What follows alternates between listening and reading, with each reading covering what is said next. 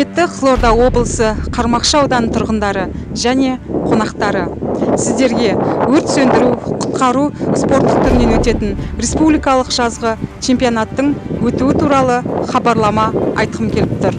Чемпионат 2022 жылдың 1 және 6 тамыз аралығында Қызылорда қаласындағы Ғани Мұратбаев атындағы орталық алаңда және нөмірі 1 мамандандырылған өрт сөндіру бөлімшесінде өткізілетін болады. Бұл спорттық іс-шараға кез келген тұрғындар отбасымен барып тегін көруге мүмкіндігі бар.